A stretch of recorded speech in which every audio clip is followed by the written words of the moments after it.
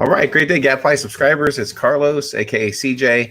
I want to welcome you to a public Gadfly interview, and very excited today to be joined by Charles Hugh Smith. And Charles is just a prolific writer, author, and you can find all of his work that's featured over on the of2minds.com blog. I've been following his work for several years, and I tell you what, it's just very surreal to see where we currently are and what we're experiencing. And some of the articles, you can almost go back into Charles' work and pretty much document where we are at this place. And also Ken Shortgun Jr. is joining us as well for this discussion. So Charles and Ken, gentlemen, welcome to the Gadfly, and hopefully everything is well with your families.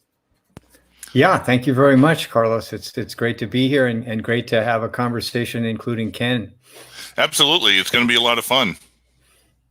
Yeah, well, Charles, again, for your site, I want to applaud your efforts and everything that you've been, writing and discussing the last several years. And I want to jump into a little bit in regards to the fact that there's going to be a significant attempt to label the current economic turmoil, the crisis in regards to the pandemic that's occurring right now, where, more than likely it's more of a symptom of what's taken place.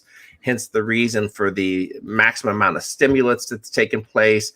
If you think about it, we're only about 2.5, 3 weeks into it here in the United States, but yet we have to spend close to $8 trillion already in regards to this potential economic collapse. So why don't you walk us through a little bit about your thoughts on the pandemic and how it relates to the current economic environment? Well, thank you very much for that question. And I think, of course, Ken and you and V, we all understand that the problems which are now becoming super apparent to everybody, they've been building in the background, for years, right? And so I kind of label three of these things. One is globalization. That's been kind of, the dominant force in the global economy for 20 years. It's been running out of steam for a few years. And then financialization, that's been the dominant force here in the U.S. economy, and I'd say the global economy as well, right? Turning everything into some financialized asset that can be pawned off on somebody around the global economy. And then we've got the cost structure, that we in the U.S. have been suffering from, like high inflation in a lot of big ticket items like healthcare and childcare, rent, taxes. But it's been cloaked by the official low of inflation rate, and this is all nothing new to you guys. But so all of these forces are extremely destabilizing, right? In other words, and so they've been running out of steam for like a few years here now. I'd say at least from 2015, 16. And now the coronavirus pandemic is not so much a cause, but as you say, it's a trigger, and it's accelerating these forces that were already unraveling. And so, as you say, do you need proof of this? Well, how about just like you said, at the very first weakening, then we've got to hit it with $8 to $10 trillion, which is like, the US GDP is like 21, 22 trillion. So you're talking about almost half of the GDP thrown at it in the very first wave. And it's like, wow, that goes to show how fragile the system really is. Yeah, absolutely.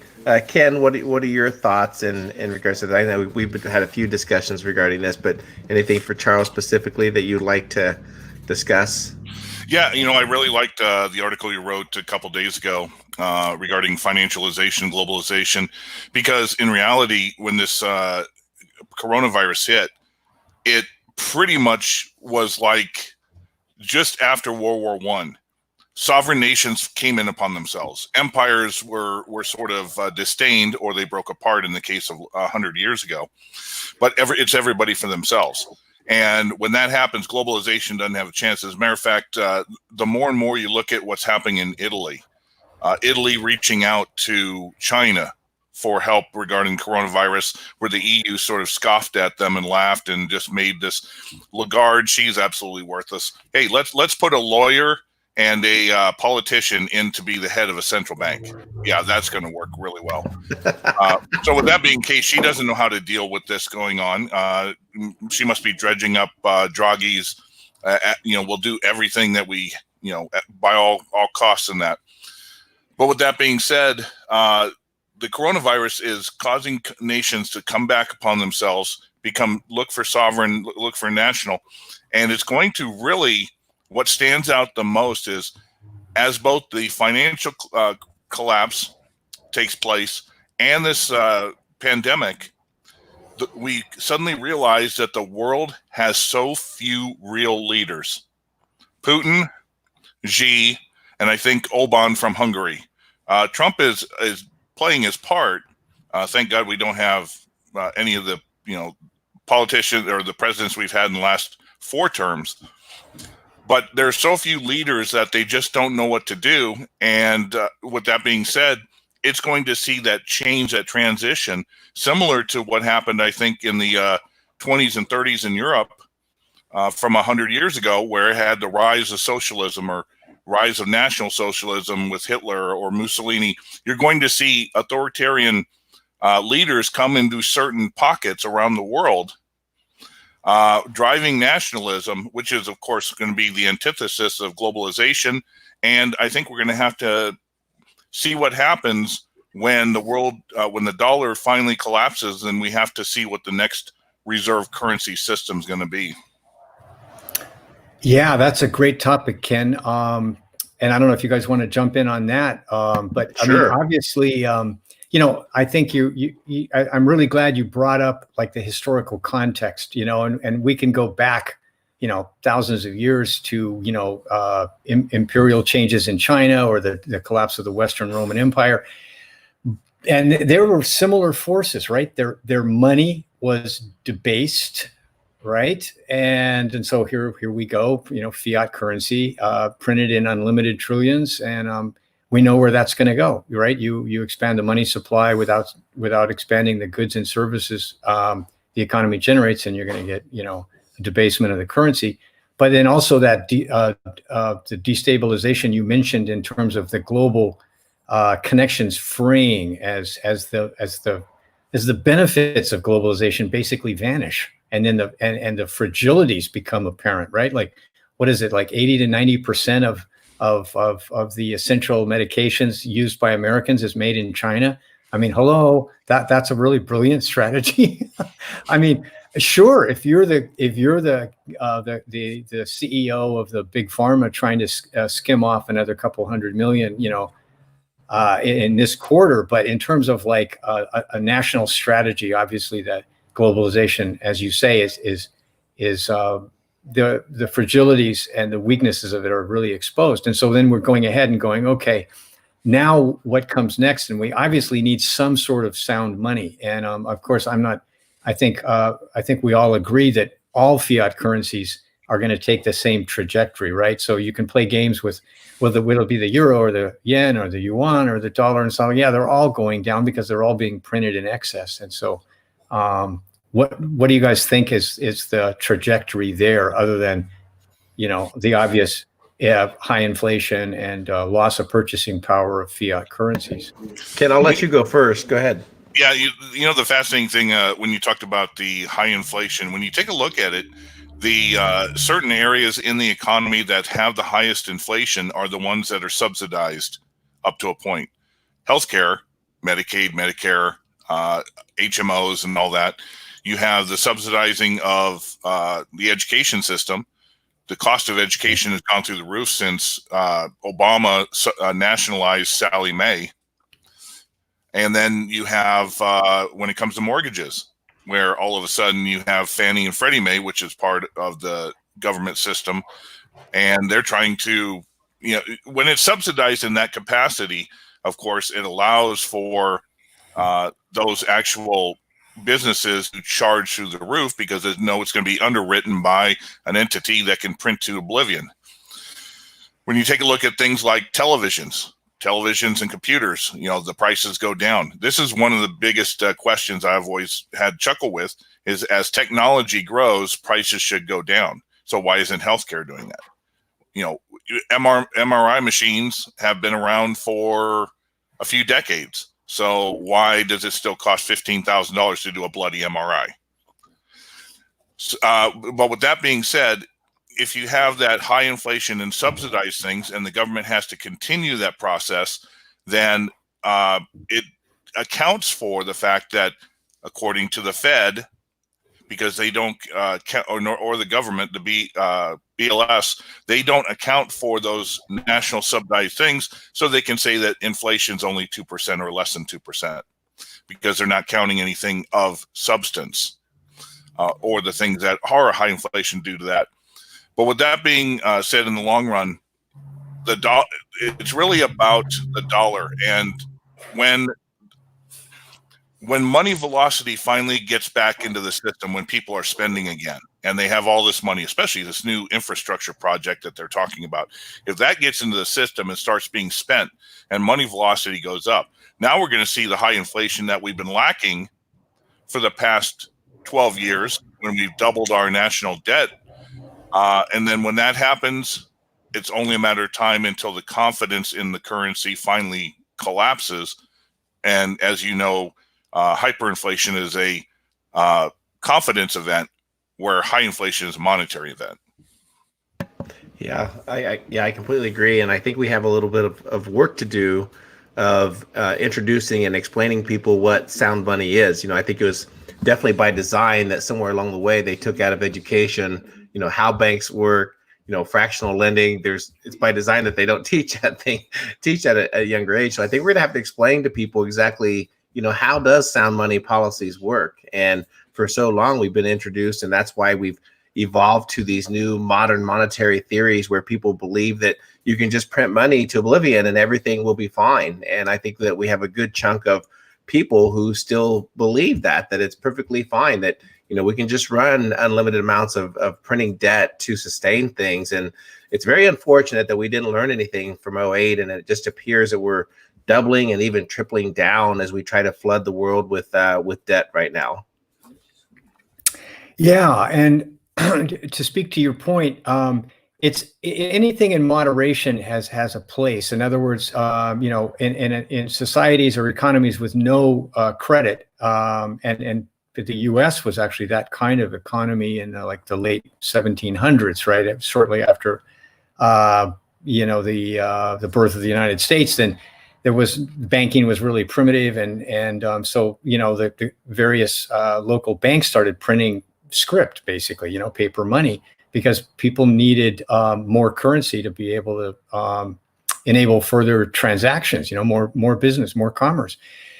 And so when you get a little bit of credit, it's a positive thing in an economy. But now we've gotten to the point where, no one can do anything without borrowing the money, right? You can't buy a vehicle without borrowing the money. You can't go to college without borrowing the money, and so on. And so we've got excessive levels of debt and leverage. And so those are going to have to be unwound one way or the other, right? And so adding more debt doesn't make it any easier to service the debt you already have, which is already too much. So I think another historical period I'd like you guys to comment on is the 1970s. Now, I realize a lot of listeners weren't even alive in the 70s. So we fossils can remember it and discuss it.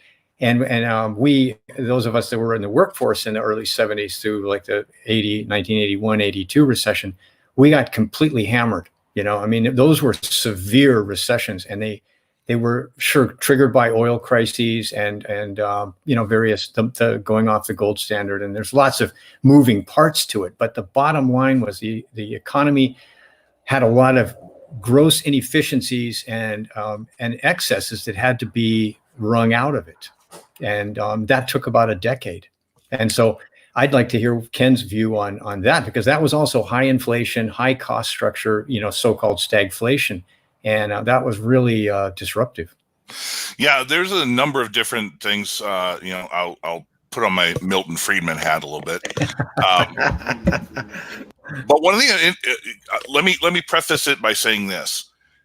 If you look back in history of the United States, we were really on the gold standard domestically for 50 years, about 1880 to 1930.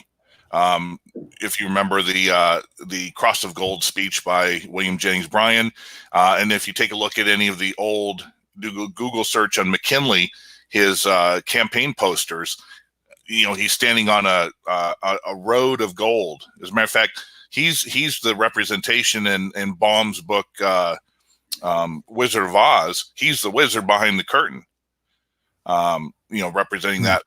But we were on a silver standard domestically. Primary, our coinage was silver. And so look at when that changed, 1964. Then we also had 7 years later the removal of the international trade standard, i.e. the gold window. We also had in the late 60s the end of the United States being a debtor nation. Now all of a sudden, because Europe had come out of, they had built up their industry again, now all of a sudden we are turning into a creditor nation. So you've got all of our gold being taken away, which led to the close of the gold window.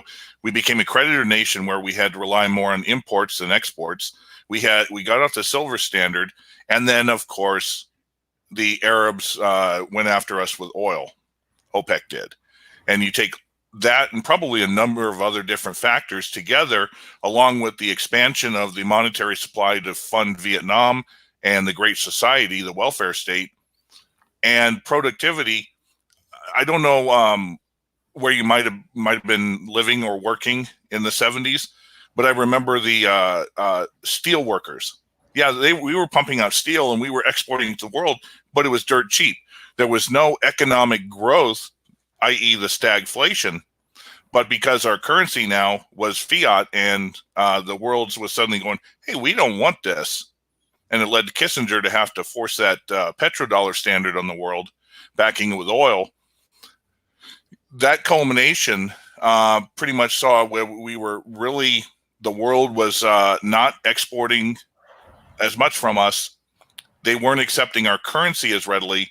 We domestically were off that silver standard, and it just became, this massive boiling point, for which led to, at least we had somebody like Volcker who knew what had to be done to put us through an 18-month recession, raise interest rates 21% to be able to get all the toxic debt out.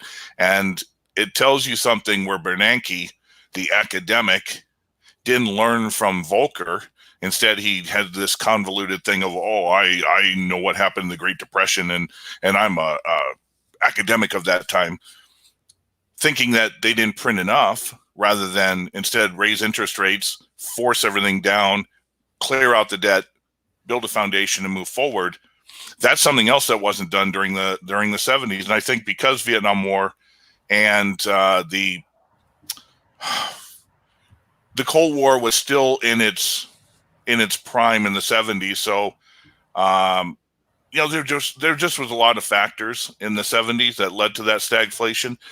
But there was nobody until Volcker that came about with a true monetary policy that was able to deal with it.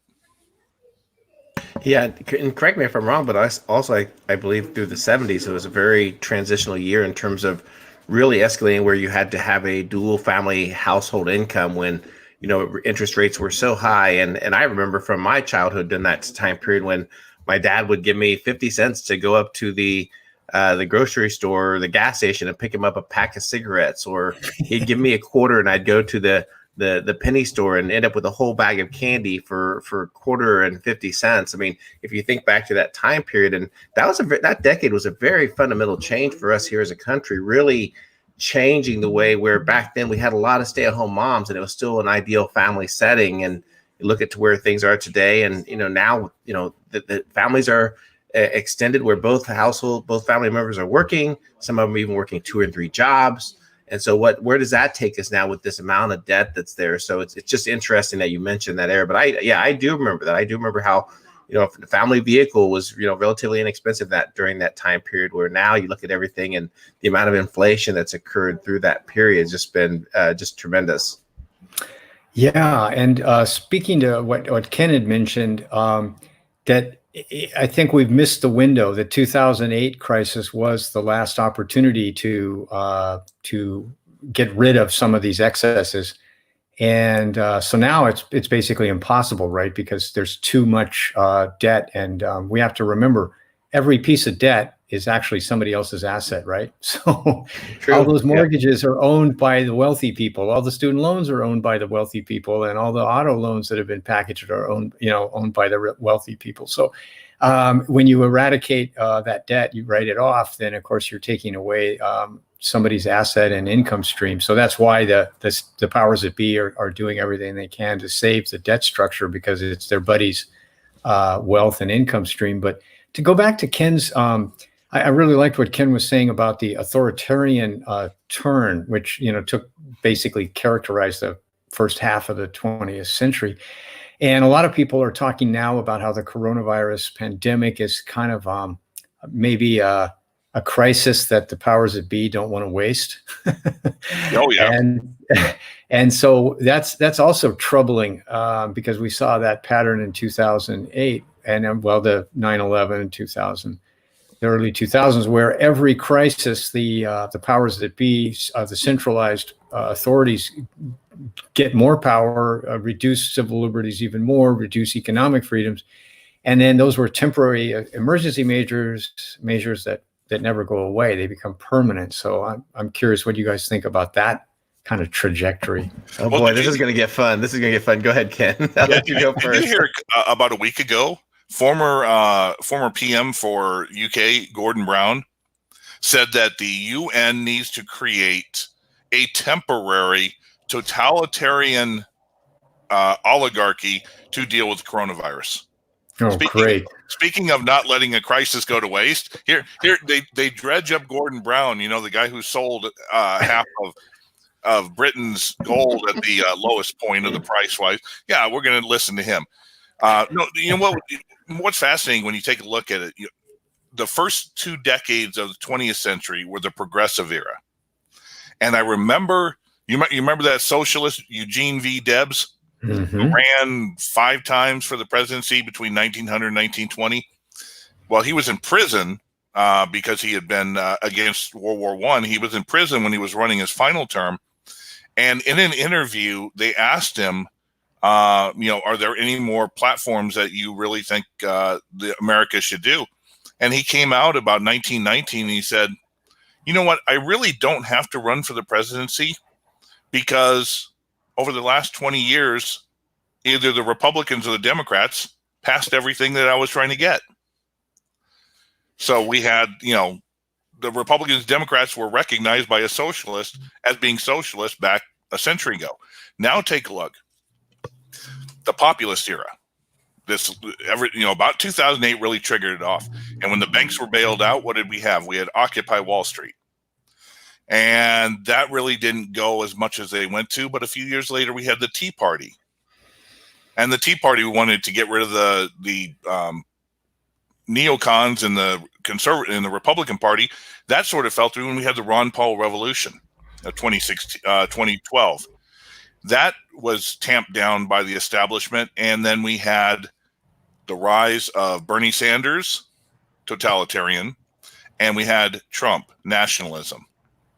And so what you were pointing out, that in a populist era, you never know until the end which frequency it's going to go, where the people are going to turn. Are they going to turn to totalitarian, or are they going to turn nationalism? So we got Trump in 2016, but Bernie Sanders is still going strong. And are we going to see something in the the next decade that's going to be either in the United States or even in Europe as the European Union starts to break apart? Are we going to see totalitarians in Spain, Italy, maybe even Germany as this collapse really starts to encompass a depression for the decades?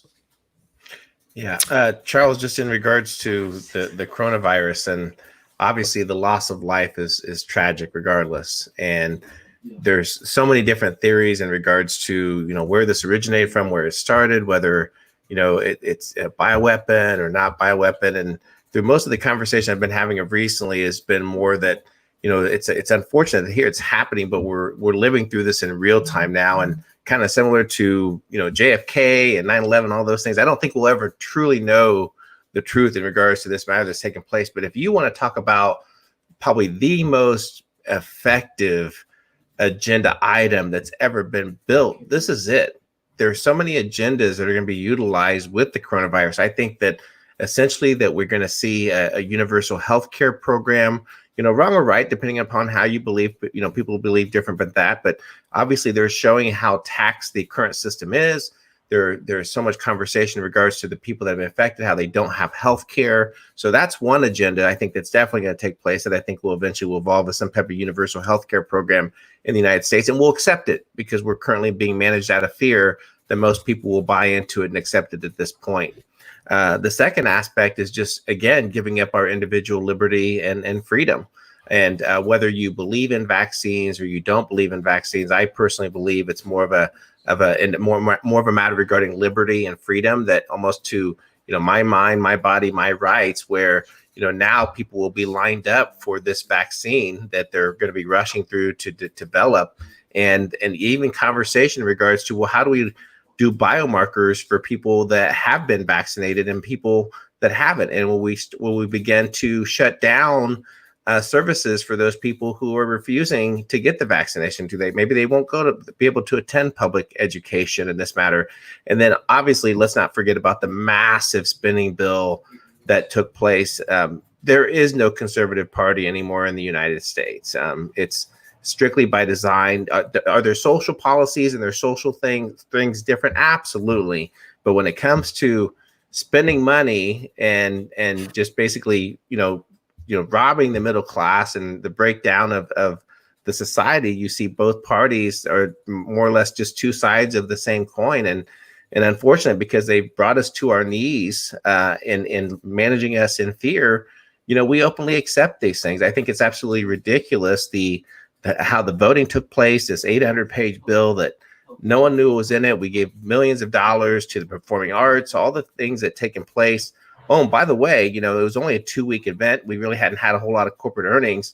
So why did we have to bail out these corporations to the tunes of billions of dollars and give endless power to the Treasury to manage this $500 billion, where the Treasury Mnuchin gets to decide where this money is spent, but yet when you measure it as far as an actual spend versus Wall Street and Main Street, the average person probably got pennies on the dollar, and what the corporations received. And it's just, you've been writing about it for a long time, Charles. It's just going to take that wealth and disparity that we've had here in the United States and just, tenfold. I mean, this is really going to wipe out the middle class. And I don't know what the options are post coronavirus. I don't know where we go from here, whether it's just, huge taxes or how do we recover from this? Yeah, well, it's if Ken, if you don't mind me starting off a response to that, you touched on a lot of topics there, so there's a lot of great stuff that we pull string and go, Charles. Yeah, okay. Well, it's interesting what you talk about in terms of fear, and it also, and the loss of the middle class, which again I tie back to decline in wages, decline in productivity, because we've malinvested all of the nation's wealth in financialization and stuff like that doesn't really increase productivity, because that's really the source of wealth, right? I mean, if you don't increase productivity, you really can't create any wealth. You're creating fictional wealth. And that's been the specialty of the US for the last 20 years. So how do we get back to a kind of society and culture and economy that actually increases productivity in ways that are broad-based, that are spread throughout the entire nation and population? That's kind of like the go-to goal in my mind. And so it's interesting that in terms of the coronavirus, how do you handle it? Well, as you say, the authoritarian way that the Chinese have been pursuing is that now there's, they've got their 17 billion cameras watching everybody, and, infrared sensors to see if you have a fever and all that stuff. That's one way to go. And obviously there's a lot of people in centralized positions of power that love that stuff, right? Because it's going to give them more control over the entire society, under the pretext of, improving everybody's health or protecting the health. But then the other model is, Zero Hedge had an article a day or two ago about how Sweden's approaching the whole pandemic, and they're saying basically, well, let's let everybody be an adult, and it's like, wow, that's a shocking concept. I mean, what? We can't And allow so, that yeah, type of behavior, Charles. That's unacceptable. that's right. So they have suggestions, but they're basically saying, make your own judgment and do what you can to be socially responsible. And to some degree, we seem to have lost that capability, or at least it's been degraded. Where, hey, the idea that each adult can act in a socially responsible manner and limit, say, their exposure to elderly people or chronically ill people who'd be at risk. So there's obviously another model here of how to approach this. And of course, as you know, my whole thing is let's decentralize capital and power, right? Because the more decentralized you get, more of a network and less of a hierarchy, then the more likely it is that there's going to be solutions that other people can copy. There's more opportunities at the base of the pyramid instead of only at the top. Yeah, very well said. Ken, go for it. Yeah, it's fascinating. You mentioned what Sweden is doing, being an adult versus the nanny state. The one thing that stood out to me here in the U.S., especially over the past, say, 30, even 40 years, is we no longer have any struggles. Things like climate change or political correctness or all this, it's almost like they have no real struggle. People don't have any real struggles in life, so they have to create something off the top of their head that is meaningless to deal with their psychological problems. 100 years ago, and I keep harping back 100 years ago, but in reality, this is the cycle that we're in.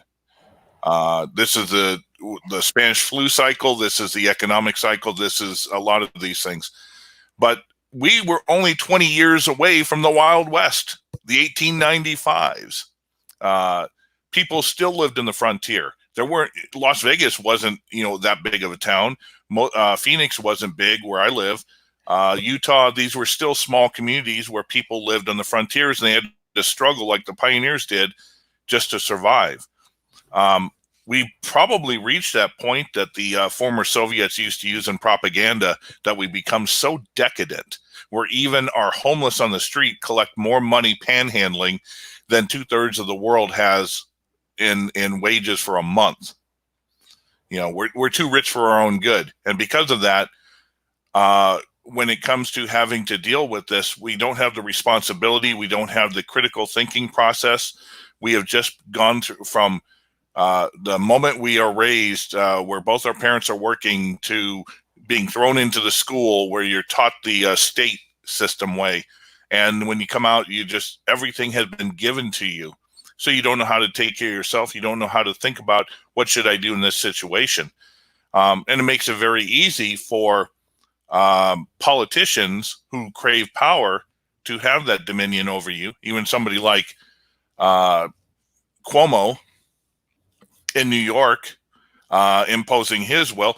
You take a look at somebody like DeSantis down in Florida. He tried his best over the past 2-3 weeks to let people use common sense in how they do it. Finally, after seeing what happened in spring break with those college kids and on the beaches, he had to finally impose a shelter in place. He didn't want to do it, but people don't do the right things.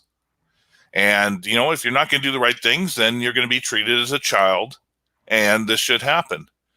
China is like what happened when you saw the 20-year transition when the Soviet Union fell to where they are today. Imagine you grew up 2 or 3 generations where the state told you when to eat, when to go to the bathroom, when to do this, everything. Now, all of a sudden, the Soviet Union falls. You don't have that authority, and you're supposed to learn how to be an entrepreneur. You don't know how to put on your clothes without, the Soviets telling you what to do. China, they're used to it. They've had good 60, 70 years of authoritarian rule. In Europe, it's been sort of a soft socialism.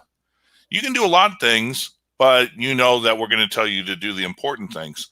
And when they're left, when a crisis comes upon these countries and the leadership is incompetent to deal with real things, then people don't know how to critically think and do what they need to do. And what do? First thing that happens, they raid Costco for all the toilet paper. What the F? And that's enough right there to tell you the mindset and mentality of why people now are used to being told what to do, and they almost have to be told what to do. Yeah, Right, Charles. I'll let you follow up. Oh yeah, I was just going to add a real quick comment. That's a great summary of the cultural erosion. That it's not just we've been talking about financial and political erosion, but it's also a cultural. And I've often written about it. I call it permanent adolescence. And that social media has only increased this, because now it's everybody, it needs likes and social media exposure to feel like a real human being, right? And so it's just like the adolescence. We're not encouraging people to grow out of that kind of self-absorption. And as you say, the real world requires a lot higher skills. And as CJ said, it's not being taught. Like where do you learn about being an entrepreneur or being self-employed? And a lot of people are giving it a good shot, the gig economy, and but we're not really helping them much. We're actually stepping on them, right? Like now California's said, oh well, you have to make a gig economy employee a permanent employee, and it's all like, well, those of us who are freelance writers and stuff, it's all like, so that what's happened? Well, the potential employers of freelancers say, well, if you're based in California, forget it.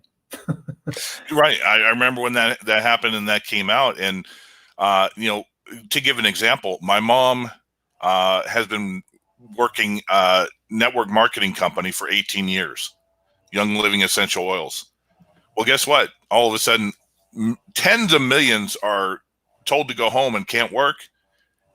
And my mom didn't lose a step. She's getting the same income she had last month, because she has that gig economy, that second thing, or as Robert Kiyosaki says, multiple streams of income. If one goes down, you have a few others to carry you through. You start working on something else. With both, because of the the hidden thing of inflation, both parents have to work just to survive, not to get ahead, just to survive. And when you're both working 10-hour days, you come home, you're too tired. You really don't want to think about having to try to do something else. And many times they don't want to hear the negative, bad news. When 2008 came, one of the things that I primarily did was I started watching the banks. Okay, there was a number of banks that were going to fail. They bailed them out, but that doesn't mean that they were solvent. That just means that the Fed now had a lifeline for eternity. But what stood out for me was the fiscal policy that was passed by Congress, Dodd-Frank.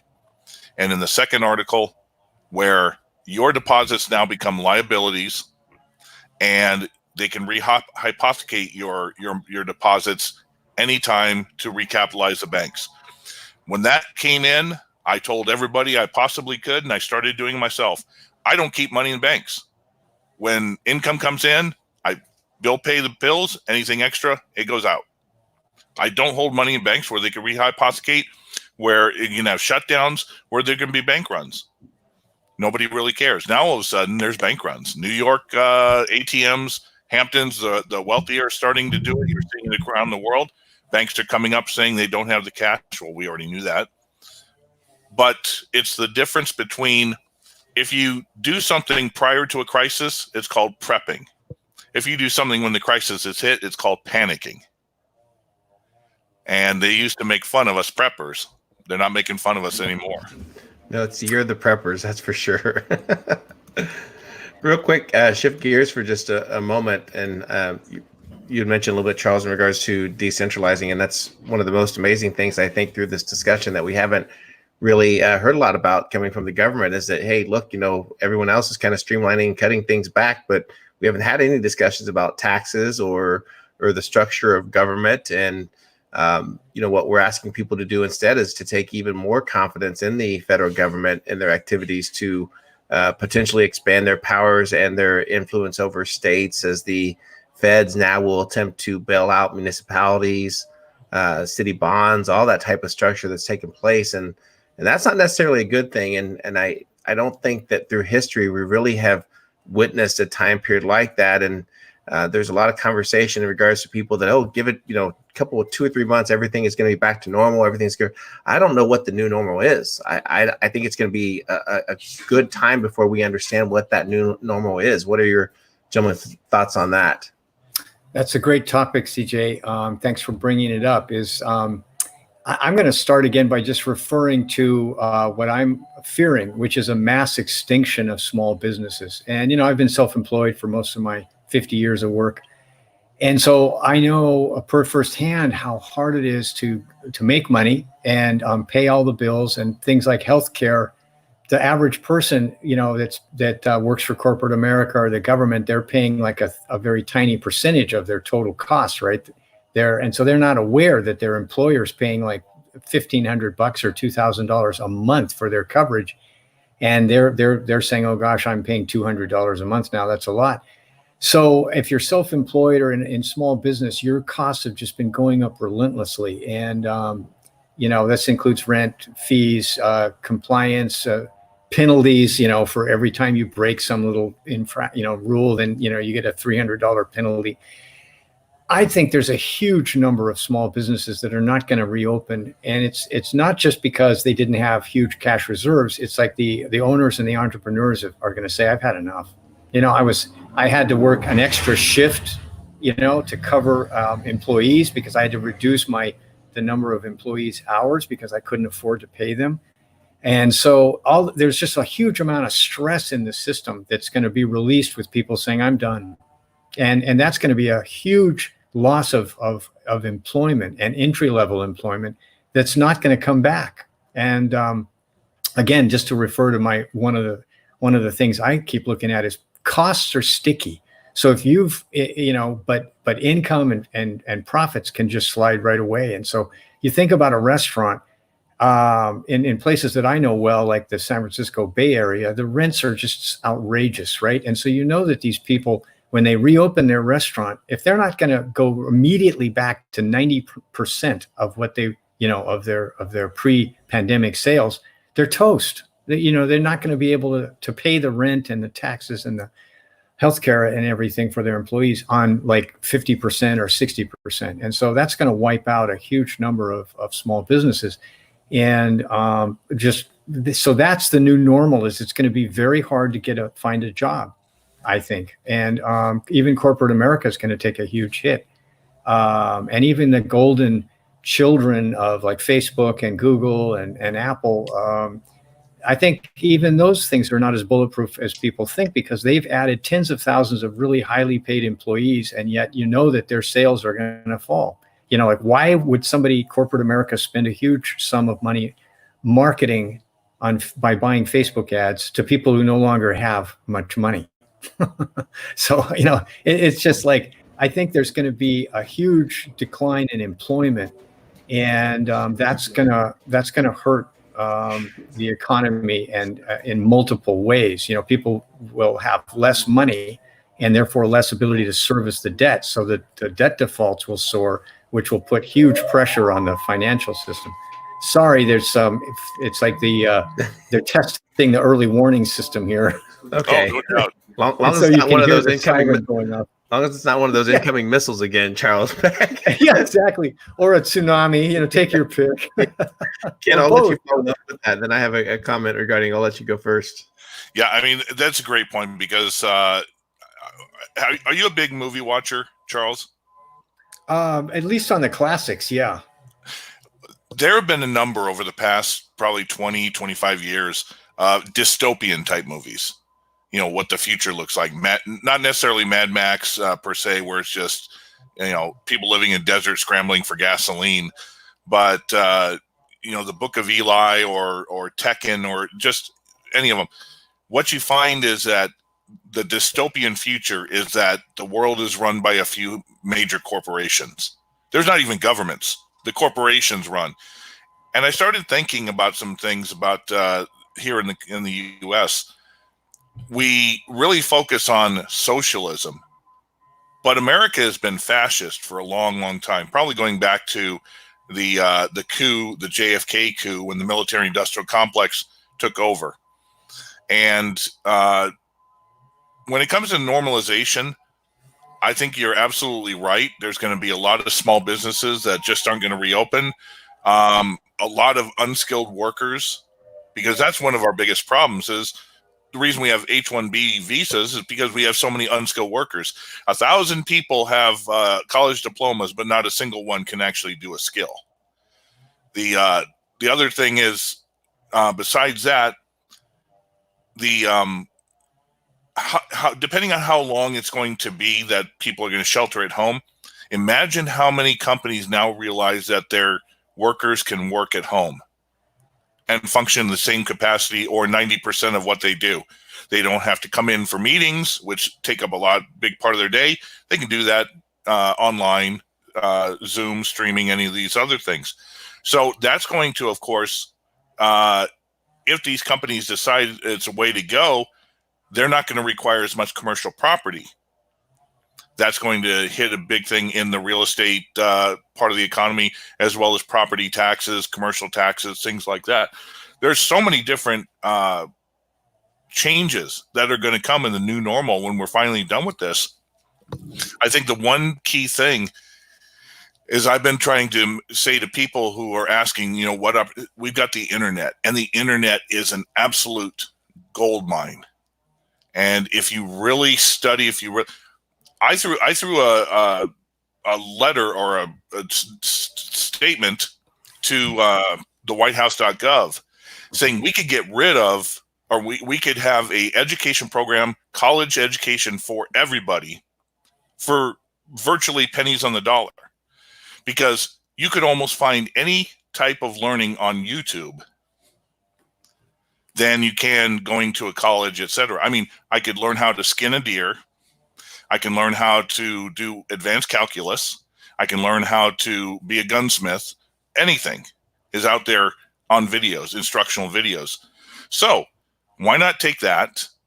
And then people don't have to do it within a semester. They can do it, take as long as they want, hire a bunch of proctors in different cities, and they have a number of different tests, and you go in there and you take a test, and boom, doesn't cost anything, and eventually you get a degree and you're skilled in what you can do.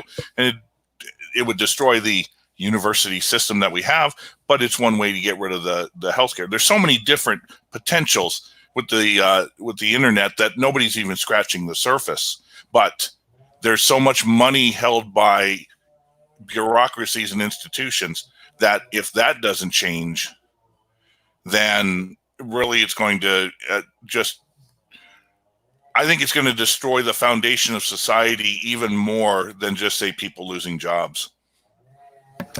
Yeah, well, Ken, I have to say great minds think alike, because you just kind of described, I wrote this book called The Nearly Free University about 8 years ago that lays out exactly the system you just described, and it literally would be like 5 to 10% of the cost, and it would be more effective. Like, as you say, you'd actually be learning skills, even if they were tech skills, and so I think you're totally right. And so when CJ started off the conversation, he mentioned, where's the future? Where's the upside to this? And I think you've just encapsulated it right there, is that there's so many inefficiencies and malinvestments that are basically the result of what I call state cartel,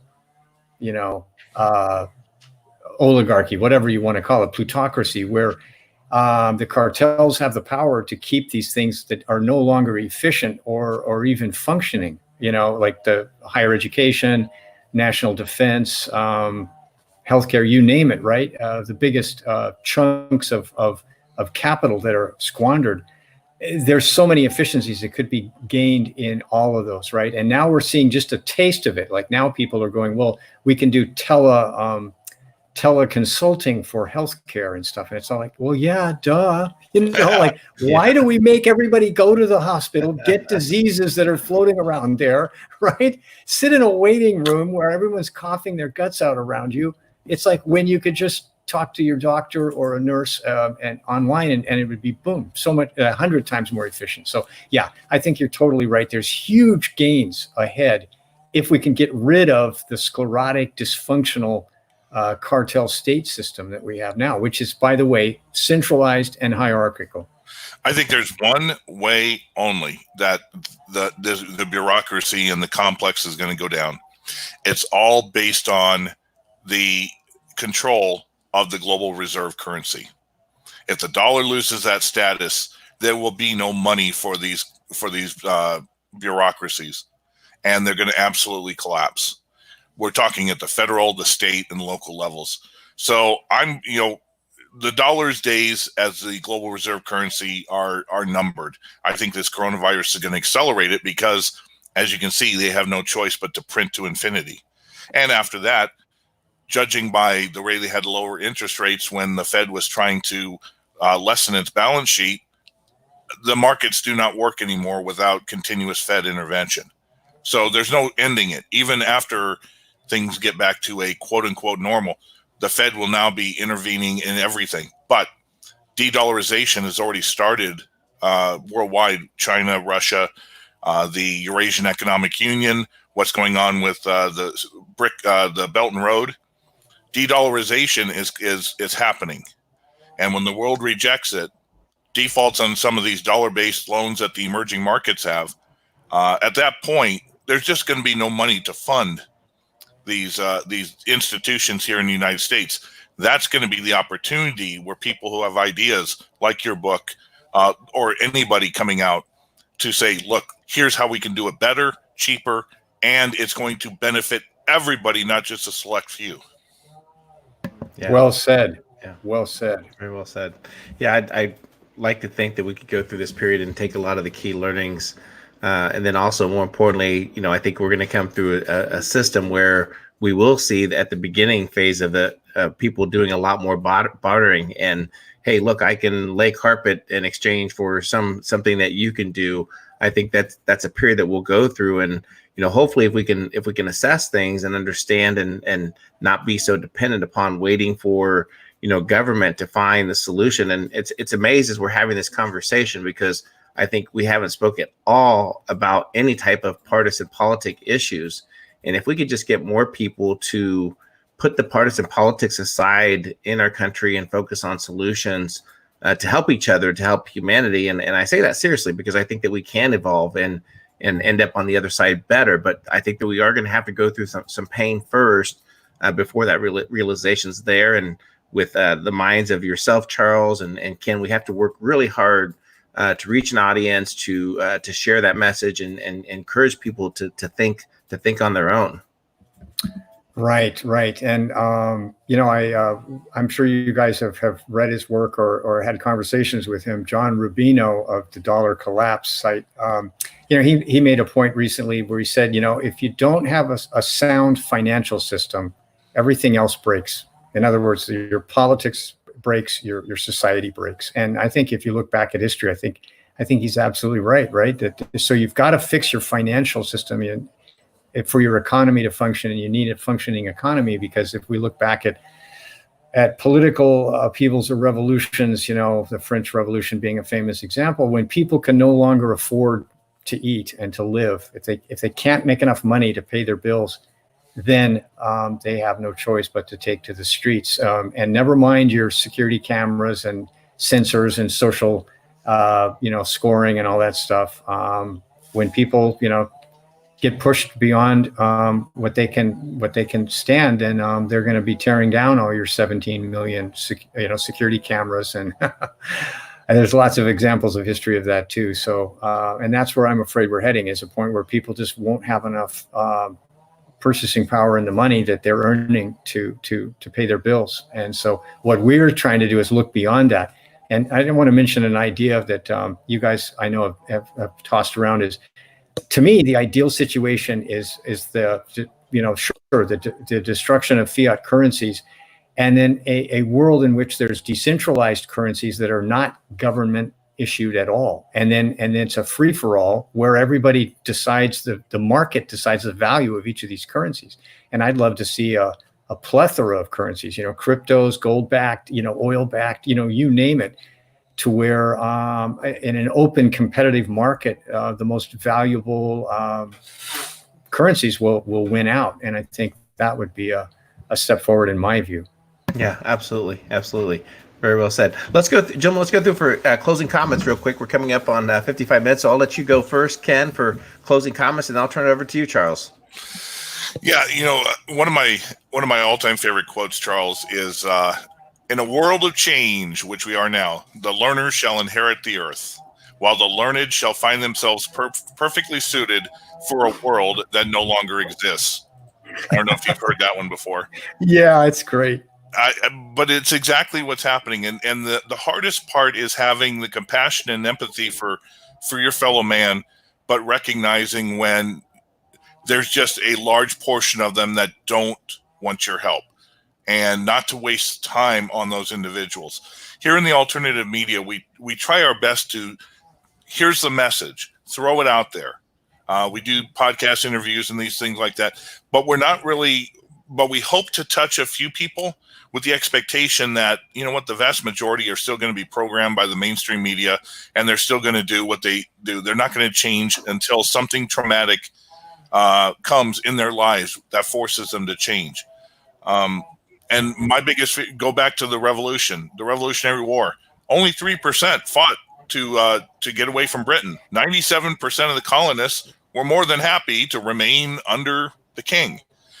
How many people are going to be willing, when the dust settles from this collapse and the coronavirus and a new world that is different than what they knew 2, 3, 4 months ago? How are people going to respond then? Are they going to get up on their bootstraps, or are they going to call for the strong man to do for them and to tell them what to do and what to go? And my hope is that there's just enough left where people can then have the fortitude to make the changes themselves. Otherwise, the changes are going to happen around them, and they're going to be completely out of control.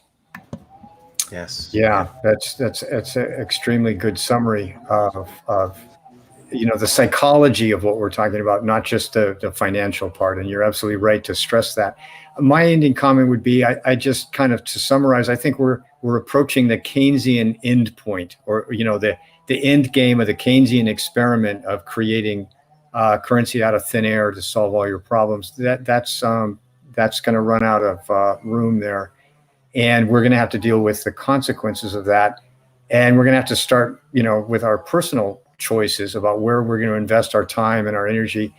And just to kind of add one final thing to Ken's summary is, well, we do still have social capital, right? We have the capital of our skills and our social capital of who we know, who we've taken care of, who benefits from knowing us and working with us. And of course, that's a foundation that's often undervalued, right? And so that the value of social capital may come to the fore. Yeah, absolutely. Absolutely.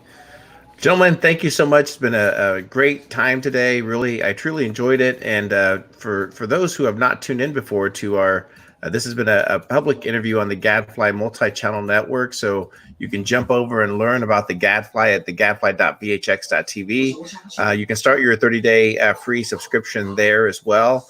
We do have contributors that contribute to our work with Jim Willie, London Paul, and obviously Ken Shortkin Jr. And then also don't forget to go over to Charles' work and check out his work of twominds.com blog. I believe he has a Patreon there, and there's a few other ways to support him with his work, and not only his books that he has, but also his great articles. Charles, thank you so much. I'd love to do this again sometime soon. Thank you so much, CJ. It's been a great pleasure, and thank you, Ken. Thank you, Charles. It's been a pleasure as well.